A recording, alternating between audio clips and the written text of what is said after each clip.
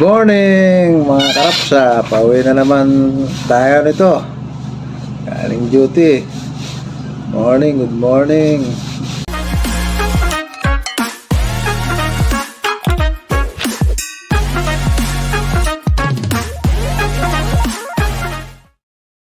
Maggigisa tayo ng upo ngayon mga karapsa.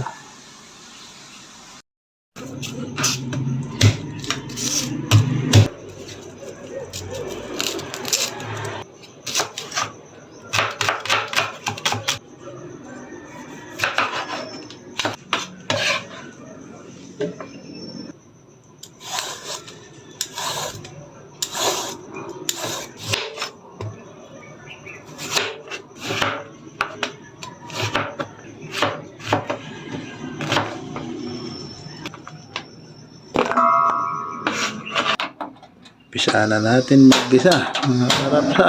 Ito ang ating isasahog. Simprehan lang natin ang ating ginisang upo. May natira tayong longganisa. Isahin pa natin yan. Kain natin bawang. Pagsabayin ko na pati sibuyas mga karapsa.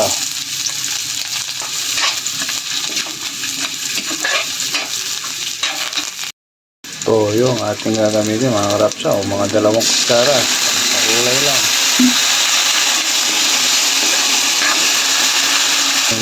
Sahog. Masambot siya. Longganisa.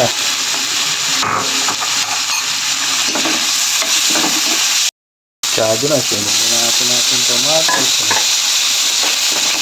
Sarap yan sa... Tapos yan. Hulog na natin ating upo. Pan. Sa bawang pala yan, mga kalahating tasa lang, mga kapsa, ayos na yan, kasi nagtutulig na yan. Kulo na yan, lagay na rin natin ang ating paminta, mga kapsa. Masarap, dinurog ko pa ang ating paminta. Ayan natin ng Knorr cube. Pero 1 pot na Knorr cube lang ilagay ko yan. Ilang minuto, luto na yan. Siguro mga 1-2 minuto na lang, luto na ito.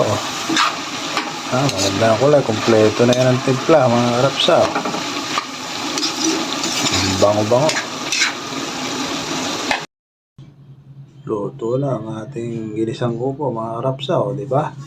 Mga tira-tira nating ulam, pwede pang sahog.